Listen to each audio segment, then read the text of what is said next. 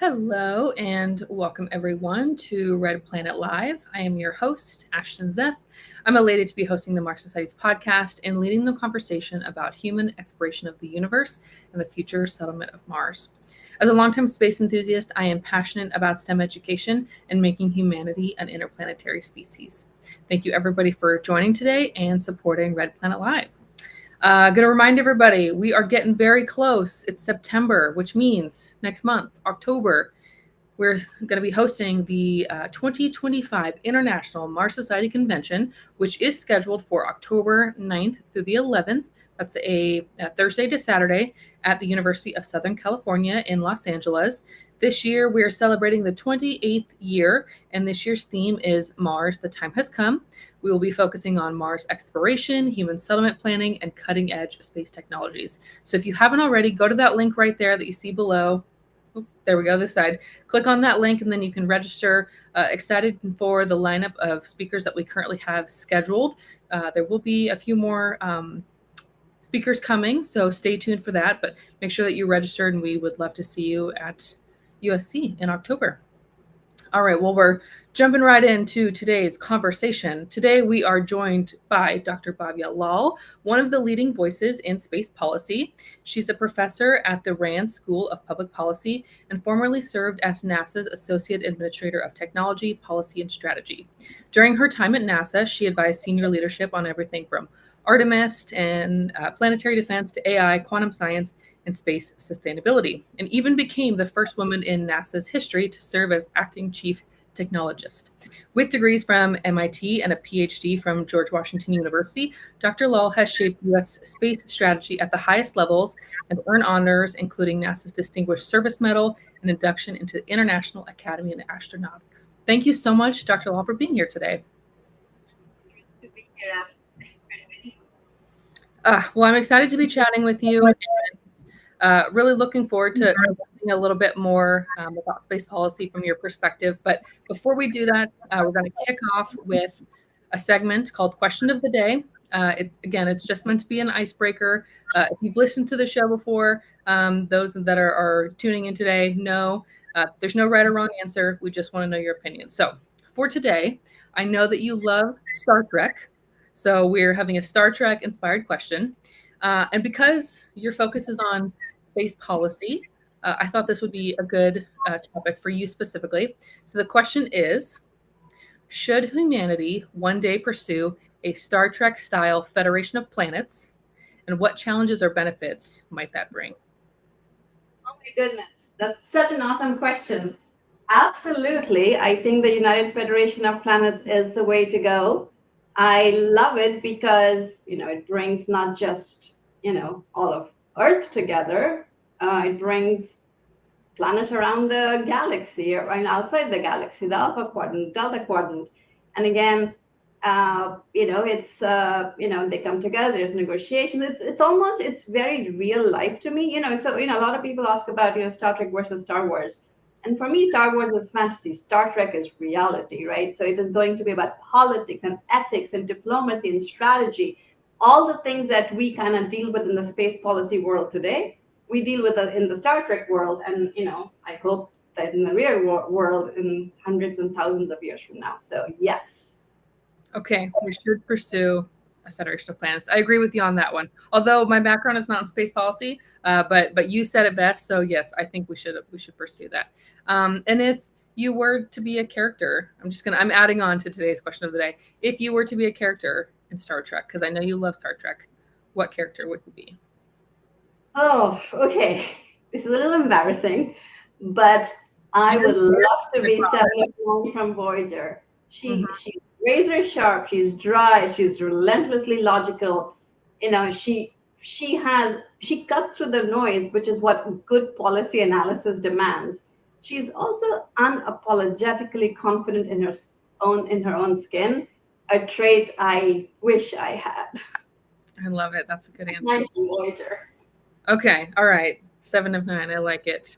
All right. Well, want to jump right in. We've got some time, so let's get right into questions.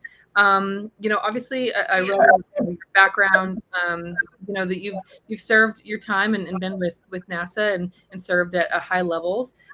So tell me, with your background, like, did you always want to be in space policy? You like Star Trek, so I assume at some level you were a space enthusiast like the rest of us. Did you always see yourself pursuing this career path? Oh my goodness. My space compared with I'm actually a nuclear engineer turned science policy analyst turned space policy analyst. And like you just said, I grew up loving looking up at the stars. I did my 12th grade project on measuring the sunspot cycle, watched Star Trek, read Asimov, read Arthur C. Clarke. I was a space nerd, no doubt, but I never thought of space as a career. And I think what happened was when I was finishing up my PhD, I was drifting a little bit, like so many of us do. And I read this 1940s science fiction novel called Earth Abides, which is sort of like an anti history where basically there is some kind of an apocalyptic event and humankind starts moving backwards to a primitive society, sort of from today's abstract civilization to Stone Age primitivism. After I read it, I couldn't sleep for months. I didn't know how, I just felt like it is on my shoulders to preserve our civilization, and I felt I had to learn. So I started asking questions. I read this amazing book called Scatter, Adapt, and Remember, which, by the way, I recommend to all of your audience. And eventually, I found that many of the people whose answers resonated with me were space nerds doing space as a career, and actually driven by that same question: how do we preserve humanity? And that pulled me into the space world, first through curiosity, then through policy, and eventually as a career. And here I am, I'm Pinnacle, talking to you. Mm-hmm. So for those that might be interested in a similar career path, what would you recommend, or is there certain courses they should take, or how do they get involved in space policy? Well, one, anytime there's an opportunity, something opens up, say yes. We are sometimes so nervous about, worrying about doing things that we haven't done before, and we pull back. So just say yes. You will learn as you go along. And today, with all the tools we have, you don't even have to take any classes or courses. Just go read. There's books. You have the internet. Learn what you need to. And I guess if I had to say one thing you need to learn, I would say learn to be more analytic and ask more questions. I think today's space world is it's very promotion based. It's very strategy based as opposed to analysis based. And I think that is a gap we have. So learning to look at a whole bunch of options and learning how to do an analysis of alternatives is actually a really good skill set to have. Okay. Focus on being analytical. All right. Well, that leads me to my next question. Obviously, you've played a pivotal role in U.S. space policy, including your work with NASA. Looking ahead, using your analytical mindset, what do you see as the biggest policy challenges the U.S. will face as we look to maintain leadership in space eco? Yeah, great question, Ashton. So I think the biggest challenge is that we've never solved the problem of strategic coherence in our country.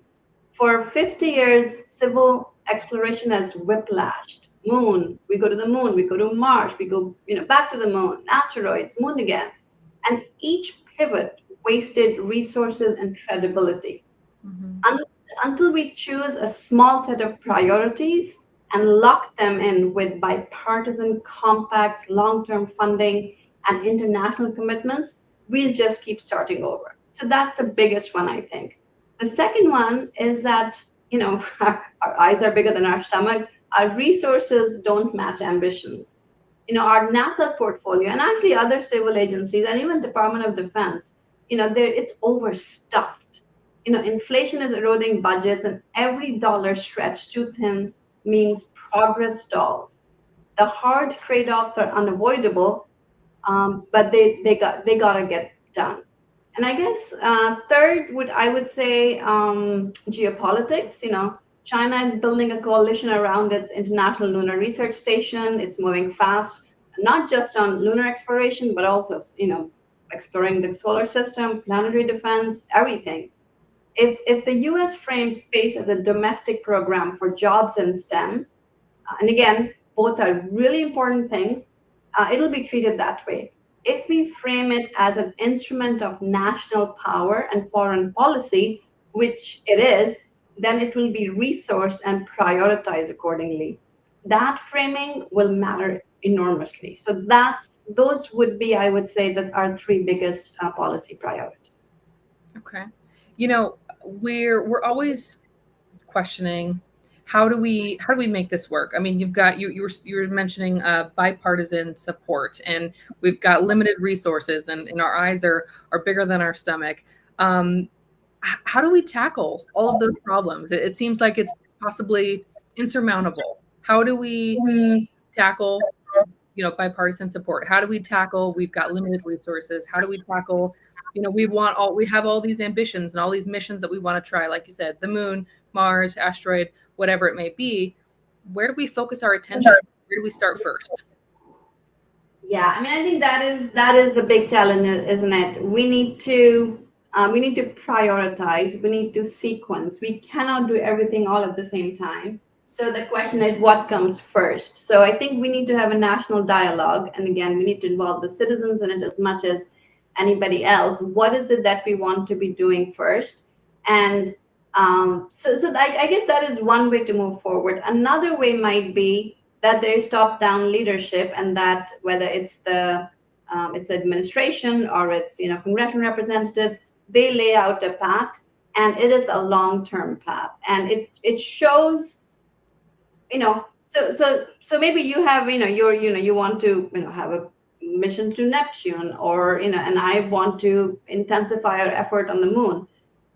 So how do you make that trade-off? And I think maybe one way to do it is to kind of lay out a roadmap, so you can see where your priorities come, and maybe they're not here right away. Maybe we really are focusing on Mars first, but we do everything else as well. It's just sequence. So maybe that is one way to think about it, but it is a really important question you've asked, and it is a very difficult answer.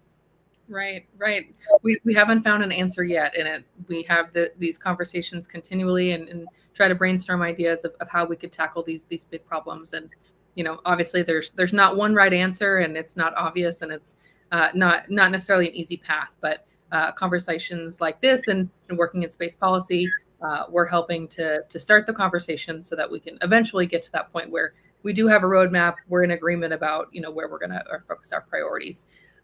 Obviously, NASA and other agencies are increasingly working with private industry, international partners. So how do you see space policy evolving to keep pace with the rapid innovation with private industry, while still maintaining some of the safety, sustainability, and the long-term vision?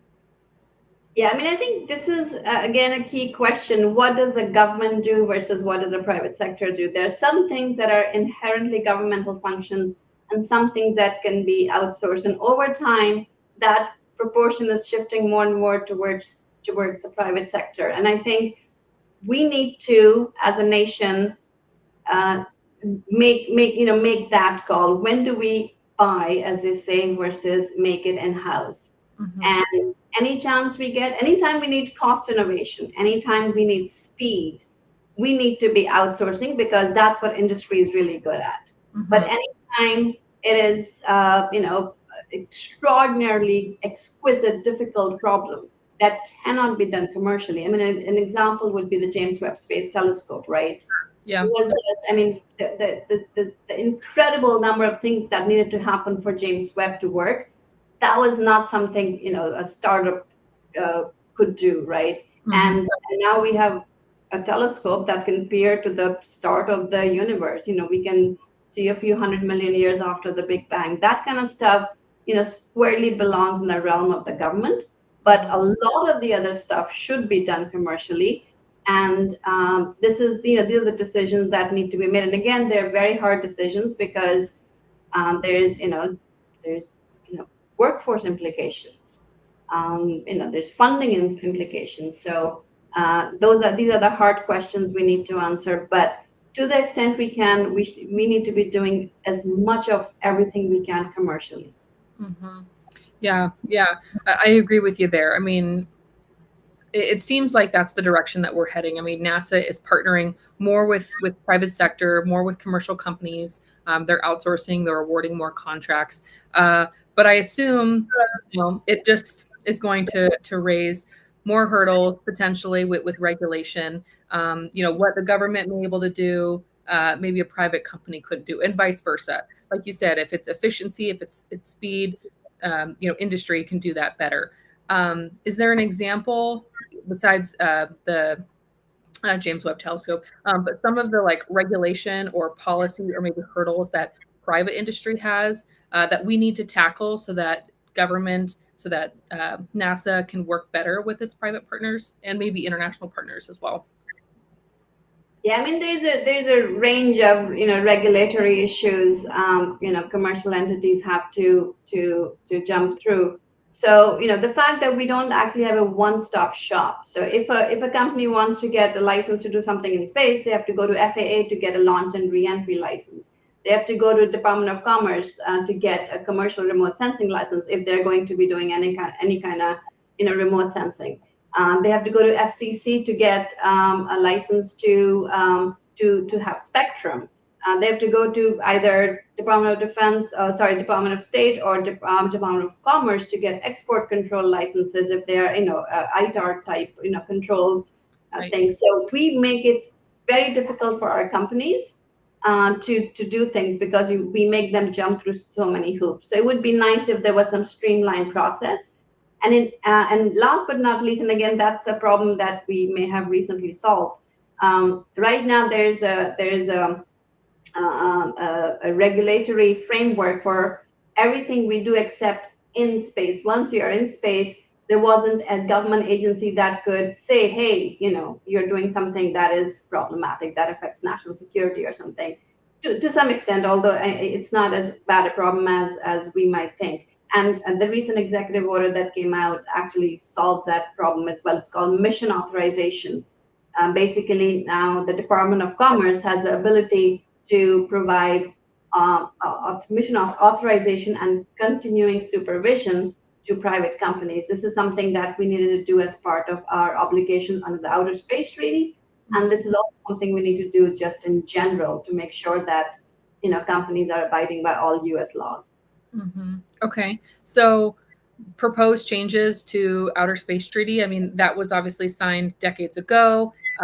We've, nations within the Artemis Accords have agreed, hey, we're not going to attack each other, or we're all partners in space. Nobody owns the moon at this point. But the closer that we get to those realities where China, where private industry, we've seen intuitive vision machines, Firefly going to the moon. Are we going to need updated policy? Are we going to need to change, ratify, make changes to Outer Space Treaty for those eventual circumstances or situations that are going to happen once we see China start to potentially build a nuclear or something on the moon? Are we going to need to see policy updates, new ratifications to Outer Space Treaty, new policy, new treaties? What's that potentially look like? So in an ideal world, I mean, the Outer Space Treaty was, signed in 1967, and it was the grand bargain that was made with essentially the Soviet Union that we will have no nuclear weapons in space. That is in essence what the Outer Space Treaty was about. And then, of course, there's lots of other provisions in it. 67, that's 58 years ago. In an ideal world, it would be nice if we could write a treaty that's for the future, a future where we are mining things on the moon, or mining asteroids, or settling space. But at the time when we negotiated the treaty, there were maybe there were three principal players, and obviously many smaller ones. But today, it is going to be a large number of countries with equities in space. It will just be very, very difficult to renegotiate the treaty. So you, and I think that of many policy and many legal experts as well, that let's try to work within the Outer Space Treaty, and then maybe pull out pieces that we want more clarity on. So, for example, Artemis Accords was part of United States effort to start to get clarity on some of the things that were unclear in the Outer Space Treaty, and we may continue to do other such things until we figure out a better way. But I don't think renegotiating the Outer Space Treaty is a very good use of our time. Mm-hmm. Okay. And specifically with the Artemis Accords, that Artemis Accords is not addressing the nuclear weapons, correct? Yeah, the Outer Space Treaty forbids nuclear weapons in space, so I don't think I don't think there's any lack of clarity on that particular issue. Okay. And we Sorry, go ahead. I know you're familiar with Kevin O'Connell, Namrata Goswami. I know you know who they are, and I had them as professors in my recent course through Thunderbird. And, we were talking about what is considered a potential weapon. And, we think of like missiles and guns and bombs as potential weapons. But when it comes to the distance that something from space, when it's falling back to Earth, it could be a piece of metal, but the speed that is coming back to Earth, that could be considered a weapon. It could be catastrophic once it hits land on Earth. So, is there any sort of regulation that covers kind of those minute, not exactly, not designated a weapon? What type of policy covers kind of that obscure realm? It's not a traditional weapon, but it could potentially be used as a weapon. And this was a conversation, like I said, that we had in our law and policy course. But I'd be curious about your opinion as well. So yeah, I mean, I'm not a legal expert, but when you send something up in space, you actually, for it to be coming back, you need to get a license to re-enter. Mm-hmm. The Federal Aviation Administration (FAA) gives you a license to re-enter. Now, of course, if you are re-entering without permission, so for example, a satellite just falls out of its orbit, or deorbits. Mm-hmm. There is really not a whole lot of regulation around it, other than what I mentioned, the FAA re-entry license. The federal FCC, Federal Communications Commission, does pay attention to the debris issues. So when you do ask for a spectrum license from the FCC, they will ask you for your deorbiting or your debris remediation plans. So the government does have some insight into how you plan to make sure that things don't fall back down. The government also has the ability to fine you. So FCC has fined companies for not having proper debris disposal. Mm-hmm. Now, of course, the challenge is, and I think that's probably what you're referring to, if another country, we really have no control over, what other countries do and how careful they are about debris generation. Both the U.S. government and U.S. companies tend to be extraordinarily good about, being good stewards of space. Mm-hmm. And I'm not sure all other countries are the same way, and that is, one reason we have things like the Outer Space Treaty, or the UN COPUOS and other international organizations that try to bring the world together and have them see that we are kind of all tied at the hip, mm-hmm. and we need to behave well. I kind of think of it as, if you're in a swimming pool and, everybody decides we will, not be in the pool, but one party does. I mean, we are all screwed. So how do we keep those rules that everybody behaves well in the swimming pool? Oh, I like that analogy. Okay. Well, you brought up space debris, and I, of course, wanted to touch on that as well, because it's a hot topic. So we know that space debris and orbital congestion are becoming more urgent issues. From your perspective, what policies or frameworks are most promising for ensuring that space remains a sustainable environment for future generations? So there's a lot of effort to try to solve the problem. I'm not sure. I think debris gets framed either as apocalypse or a nothing burger, and I think both are wrong. The only way forward, and before we get to the policy part, is we need better data. What are the probabilities of collision? Where are these collisions going to be? Which are the most, heavily populated orbits? Over what timelines? Until we know that rigorously, we may risk overreacting with clumsy rules or underreacting till it's too late. So what I think we need before we make too many policies is a credible shared data set. And think of how climate science built models that grounded international agreements. I think space debris needs the same, transparent probabilities, collision maps, evidence-based scenarios. But of course, the one big lesson from the climate model is that we cannot let this issue get politicized. But to your question, the first lesson is, let's not hype things, but let's also not hype things into paralysis. And lesson two is let's not downplay it into neglect either.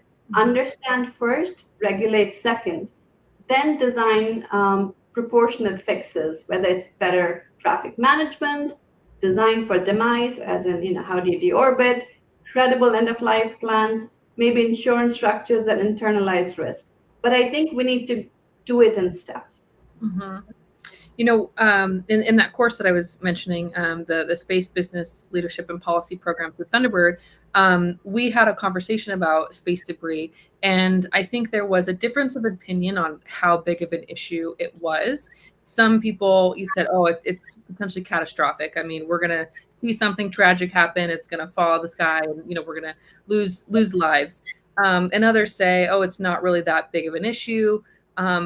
How do we go about calculating? You were saying, what's the risk of collision? How do we go about tackling this problem? How do we calculate what that risk is?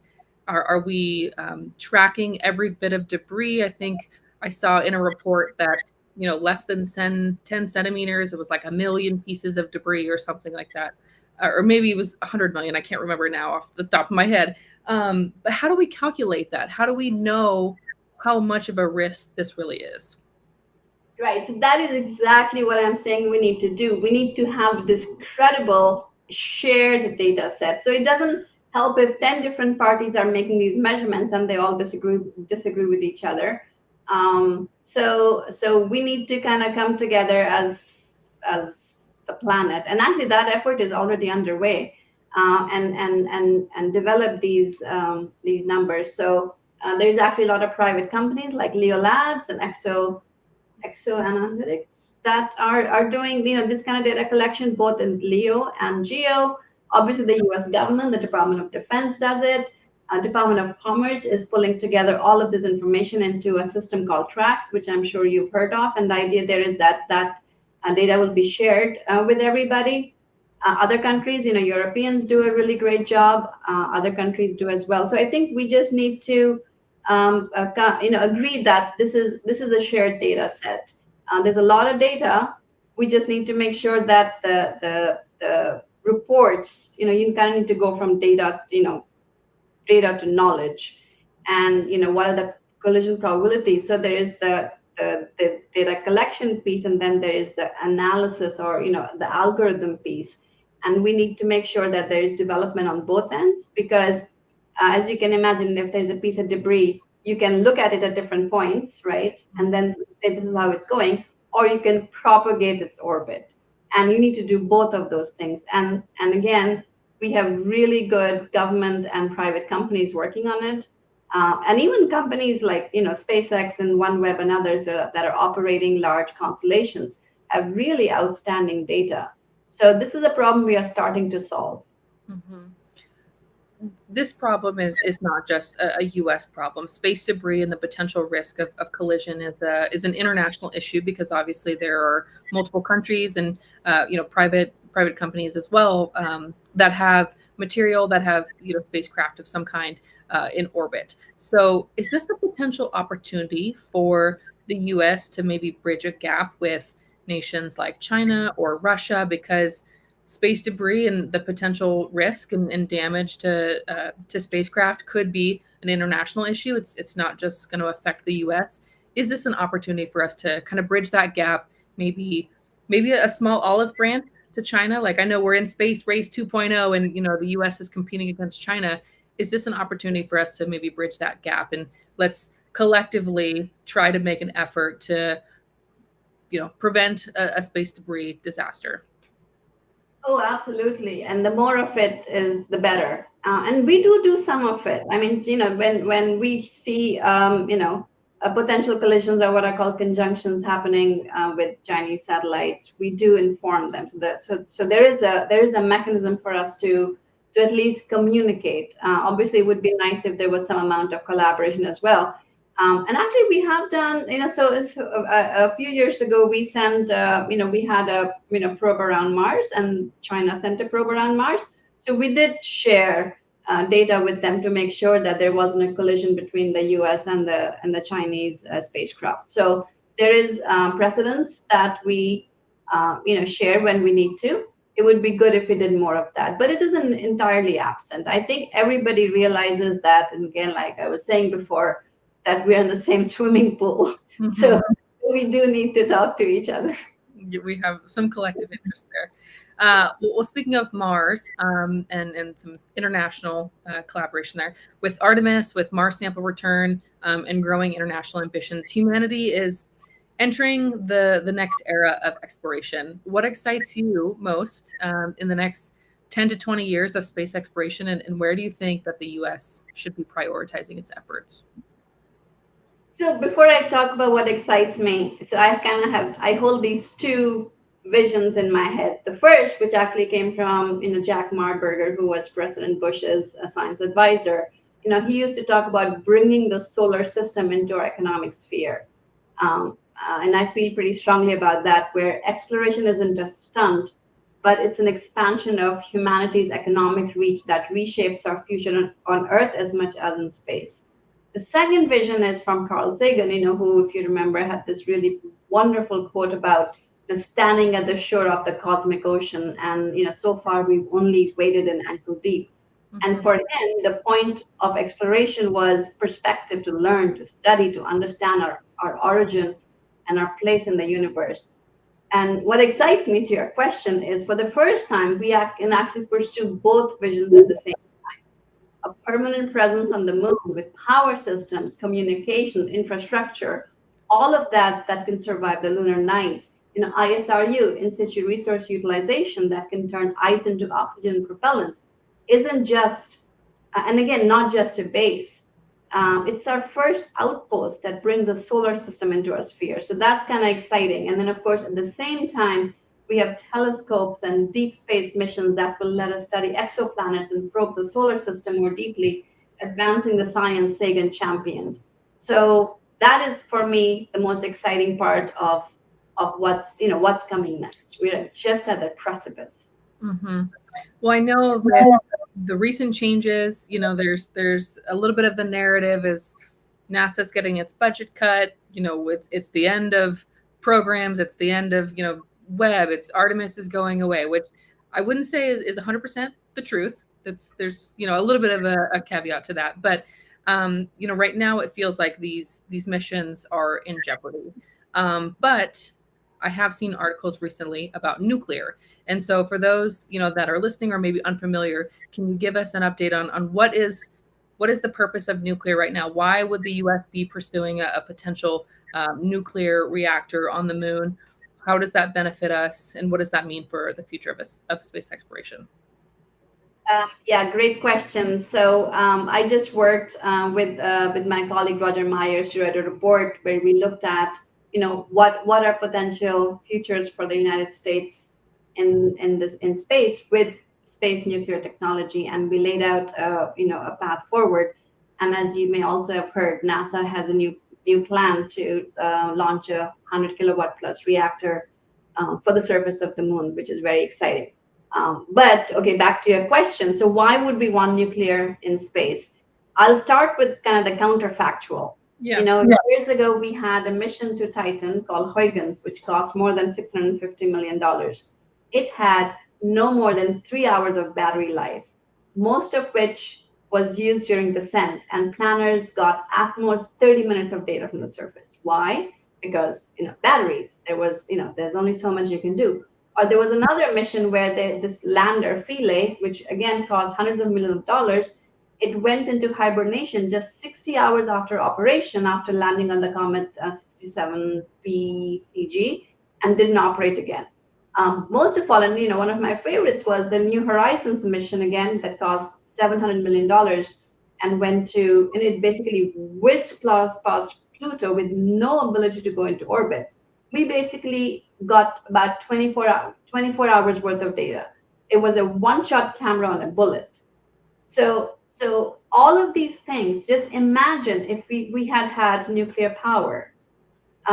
Again, going to my Pluto, my New Horizons example, had we had 20 kilowatts, which isn't a lot of power.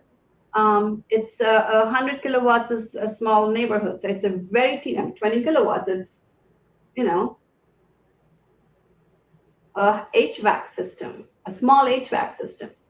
Um, if you had just 20 kilowatts from nuclear electric propulsion, one, New Horizons could have fired propulsion to enter Pluto orbit, so it wouldn't just go past Pluto. It could have powered all the instruments continuously. It could have streamed high bandwidth data in real time.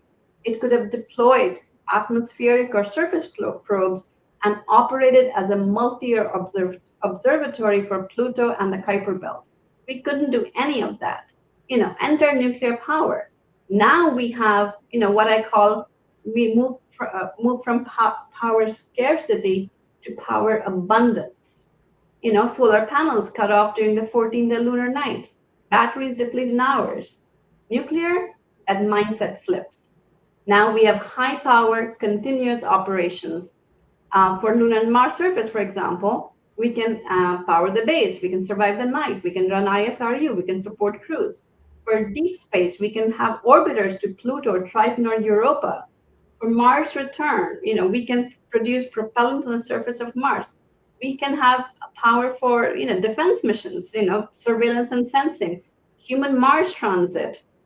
Whether it's nuclear thermal or nuclear electric propulsion, we can go to Mars, well, with NTP, nuclear thermal propulsion, we can go to Mars much, much faster, reducing the amount of radiation our astronauts would be exposed to. In short, nuclear is not just a technical option, it is a strategic lever for US leadership. And it basically changes us from launching sorties and expeditions to staying and building. And that is the huge flip nuclear offers. What hurdles do we have right now to pursue this type of technology on the moon? So some of it is a funding hurdle. We've actually never spent the money that we need. Sure. Another one is, there are still some technology things that we need to solve. And again, the funding hurdle, funding may help solve the technology hurdle. There are some regulatory hurdles as well. We don't have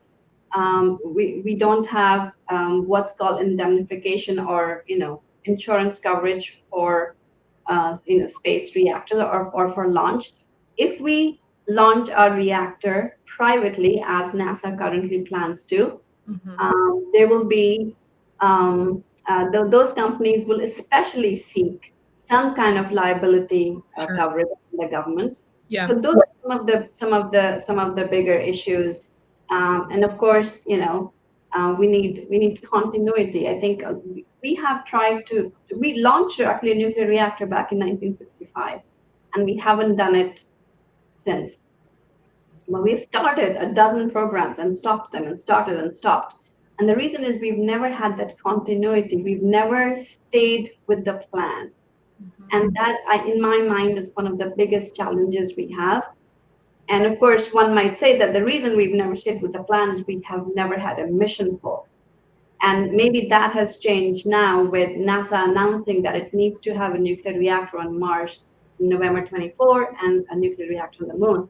So maybe now we have persistent mission pull, which will help funding, the amount, the levels of funding we need to have. There's some other things as well, but I think those are some of the big ones. Okay, well, you mentioned that previously we haven't stayed on track with missions. Some have started, they've stopped. What kind of leadership model is needed to ensure that these space nuclear projects succeed and stay on track? Say two words: empowered leadership. Okay. We need a single empowered program office. I mean, it could be a person, but office with real budget authority, with real milestone authority. and not just something that's fragmented across multiple agencies. Right now, we have NASA, Department of Energy, Department of Defense, FAA, all sorts of agencies, but there is no one place that things can happen. If we don't have that single empowered leadership, basically all the political churn will kill the program before the hardware flies. And we have precedents for this. Admiral Hyman Rickover of the Nuclear Navy delivered the first nuclear reactor, Nautilus, for the nuclear navy by demanding discipline, technical rigor, and programmatic control, and he was in charge.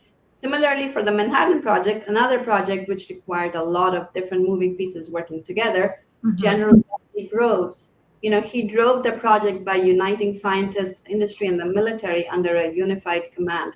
And even most recently, when we were trying to develop a vaccine, remember, it used to take about 10 years to develop a vaccine, and Operation Warp Speed did that in 10 months for COVID. So Moncef Slaoui and several other people, they led Operation Warp Speed by integrating private companies, regulatory agencies, and government funding into a single coordinated effort. They had empowered leadership, and that's what we need. Mm-hmm. Do you think that if China or perhaps Russia were to pursue a similar mission, they were trying to get a nuclear reactor on the moon, would that be a catalyst for the U.S. to speed up their efforts to try to get, again, funding, to get technology, resources all aligned so that the U.S. could be the leader in getting nuclear power on the moon? So China and Russia already have a plan to operate a 1.5 megawatt reactor on the surface of the moon. And that is certainly enough of a geopolitical imperative that we get our act together and do something fast. And obviously, we need to follow all the rules, make sure our reactors are safe, make sure they're the right power levels, make sure they're reliable.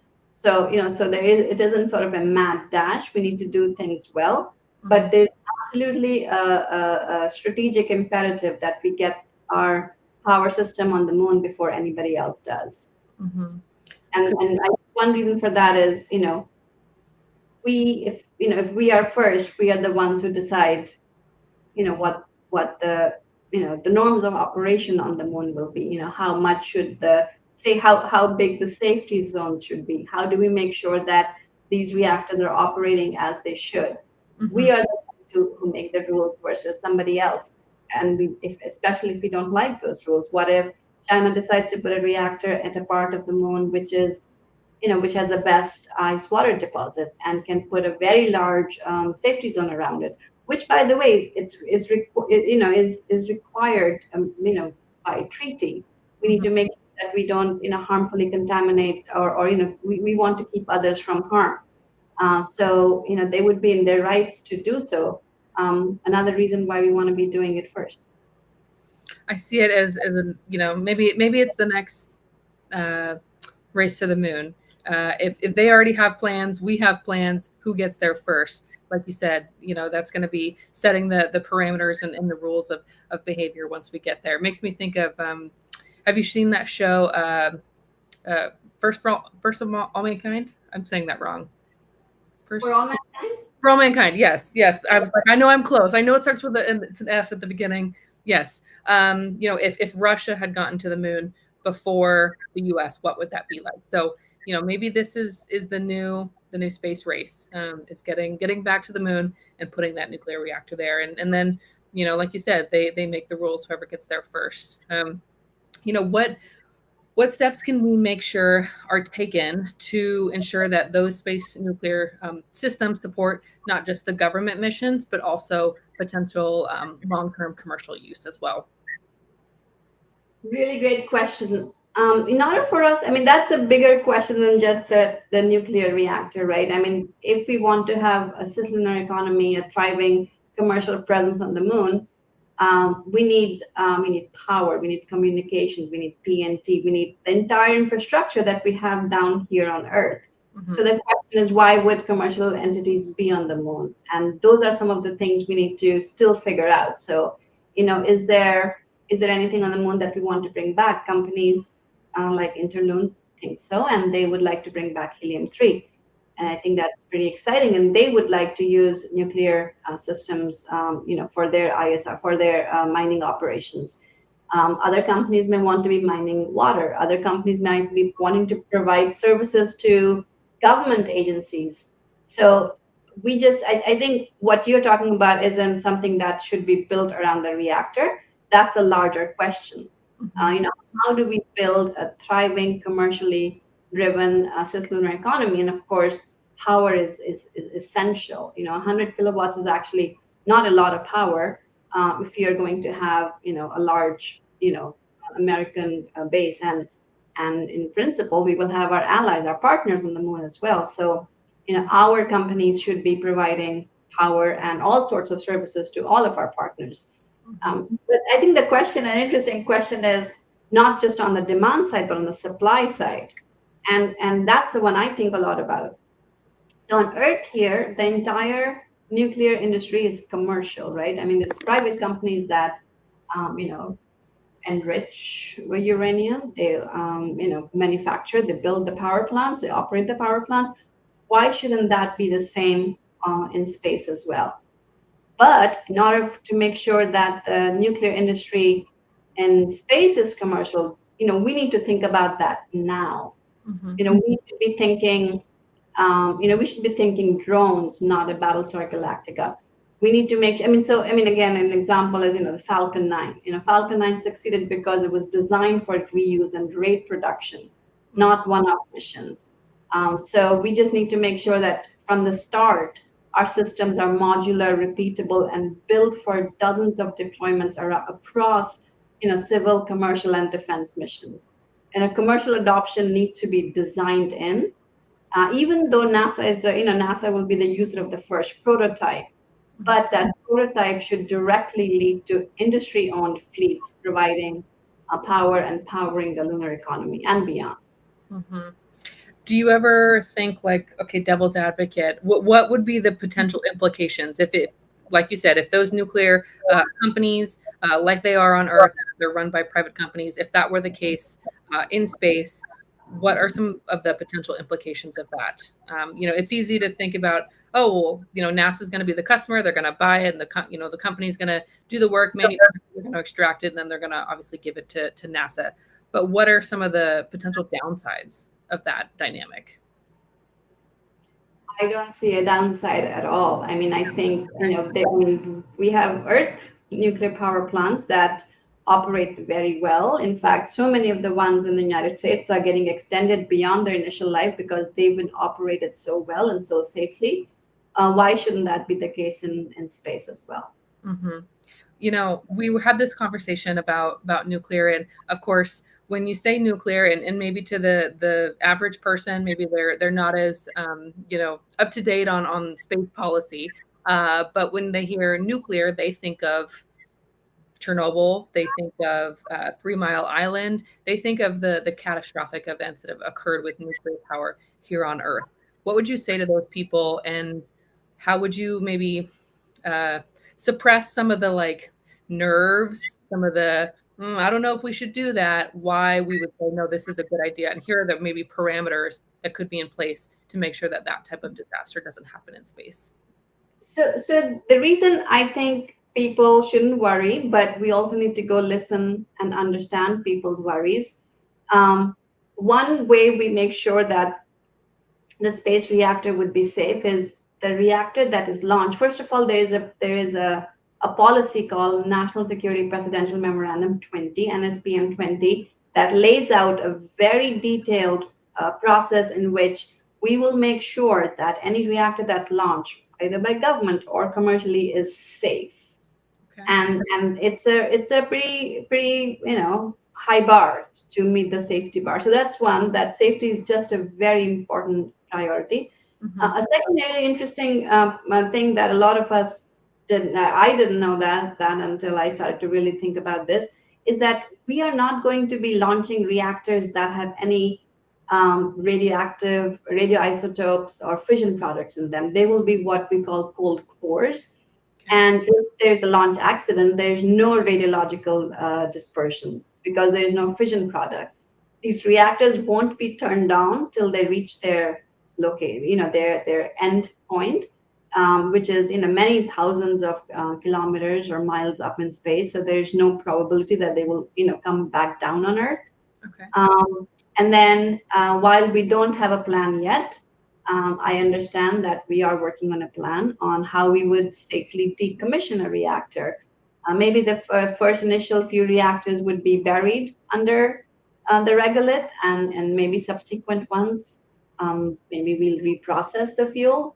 But safety is going to be a top priority. And again, if we just look at our record in the United States, I mean, we haven't had an incident in the U.S. since 1979, 3 Mile Island. And even 3 Mile Island, not a single person died or was adversely affected from a health perspective. Mhm. So I think we do a good job in the U.S. to make sure our nuclear power plants are safe, and we will do the same in space as well. Interesting. Okay, those are some good tidbits that I didn't know. So next time I get asked that question, now I'll be prepared with an answer to share with them. I'm thinking about international leadership, and I think that's the question that a lot of people ask right now, with Artemis, with Mars sample return being delayed. People are wondering, where does the U.S. lead? Is U.S. still the number one spacefaring nation? How do you think that the U.S. should approach international and political challenges that come with trying to lead in space, but specifically with deploying nuclear systems in space? So I think transparency should be our play of choice on the international scene. We should do everything openly, as we always do. So, for example, for the reactor on the moon, we should define hazard-based safety zones. We should publish the technical rationale. We should invite partners to align. We should make sure that our president is on the table. We should make sure it's all consistent with outer space treaty obligations. Again, this is not new. We have been launching systems in the 1960s. In 1961, we launched the first radioisotope thermoelectric generator. In 1965, as I said earlier, we launched our first reactor. The Soviets have launched dozens of, 30-ish reactors between the 1960s and 80s. This is not a new thing we are doing. At the international level, there's actually, the Outer Space Treaty has words to say on how we do things safely. There's this thing called principles relevant to the use of nuclear power sources in outer space. Principles 47, 68. Again, it lays out, how we will do things in space around nuclear power sources. And that was 1992. In 2009, again, at the UN level, we also developed, and by we, I mean the world, developed a safety framework for nuclear power source applications, which were voluntary, non-legally binding safety guidelines developed by UNUSA, the Office of Outer Safety, and IAEA, which is the organization that defines safety on for Earth reactors. So there's a lot of global talk already underway. Mm-hmm. And in the space community, including the legal community, this is not a new discussion. Okay. We've touched on space policy. We've touched on nuclear. We've touched on missions. I'm curious. Let's bring it back down to earth a little bit. You've spoken about the importance of broadening participation in STEM within space programs. What do you think is the most effective for ensuring that the next generation of space leaders reflect a diverse set of voices and experiences? I think we just need to do a lot of stuff. We cannot have a small number of 20-year programs. We need to do lots of things. We need to be sending dozens of robotic probes to the moon, dozens of robotic probes to Mars and beyond. I think young people need to have lots of experience working with different sorts of scientific and engineering and technical instruments. Mm-hmm. Assuming that, one, 20-year-old will work on this one project or program for the rest of their, careers is just not realistic anymore. I Mm-hmm. think we need to have a thriving space program so young people can see themselves in multiple projects doing lots of different things. Mm-hmm. We're not doing that right now. I think, you mentioned the funding cuts. That is not good for our next generation. I hope that we are able to address that issue, Mm-hmm. and give our students the exposure they need to be able to, become more experienced professionals by the time they reach our ages. Mm-hmm. How do we get young people excited and interested when they're young? We think when I think about getting students interested, I think of high school students or college students. Like, hey, pursue engineering, pursue mathematics, pursue science. But how do we get young people interested? Those that are in elementary or primary school, how do we like wrangle that curiosity and excitement and get them inspired, so that they want to pursue STEM careers in the future? Oh, that's such a great question. I think some of it is just cultural. Okay. Um, we just need to make sure that they see. You can't just tell your kid, go to the museum of science, right? You go with them. They see others doing those sorts of things. When my daughter was little, we she grew up in Boston, and took every opportunity, not just to do STEM things, but anything that kind of opens up your mind, and makes you a more curious person. Mm-hmm. And honestly, if we want to be doing things in space, and you mentioned your goal of making humans a spacefaring species, you don't just need scientists and engineers, right? You need everybody. We need medical doctors, we need accountants. When we are going to have a settlement on Mars, we're going to need all kinds of people. Yeah. So I think, obviously, as an engineer, I'm super excited that most of NASA is, as a scientist or an engineer, but we need everyone. It's going to be an all hands on deck kind of thing. So Mhm. just be curious, be learning, you'll be good. Yeah, I like what you said. And to your point about you want to go with them, I remember going to the Air and Space Museum when I believe I was in the seventh grade, with my mom, and we went to DC. And I remember being excited and inspired.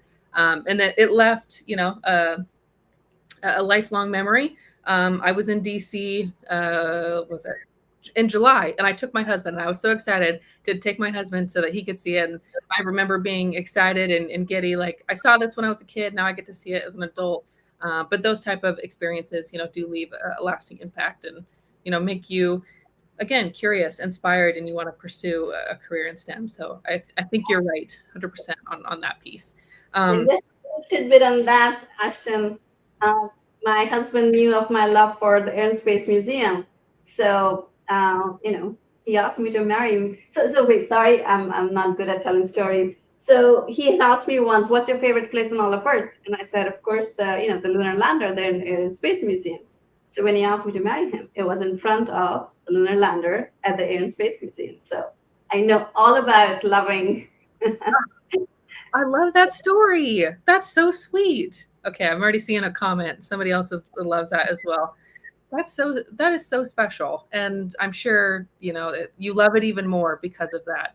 Um, that's so cool. Okay, well, for any of those space enthusiasts out there, hey, if they're trying to trying to propose to somebody, hey, maybe the Air and Space Museum is the place to do it.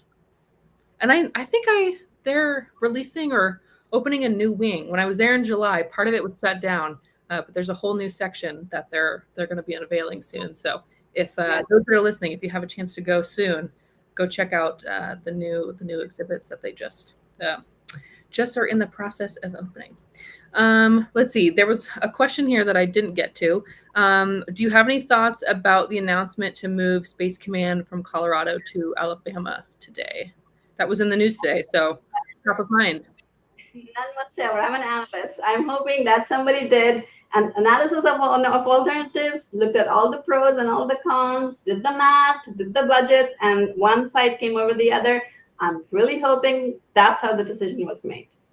I like it, with that analytical cap on that we were talking about before.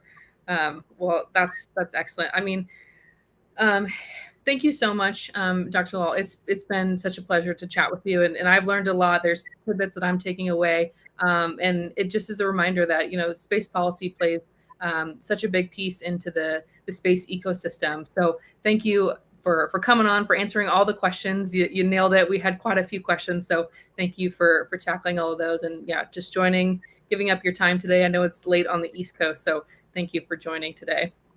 It was an absolute pleasure, Ashton. I really, really enjoyed talking to you. Thank you. Of course. I want to give a special thanks to our Executive Director, James Burke, our PR Director, Michael Stoltz, Leah, who's always behind the scenes helping us out. And thank you to everybody that has tuned in for today's conversation. We're going to wrap up today the way we always do. As you've heard me say before, the best is yet to come. Thanks, everybody. Have a great rest of your day.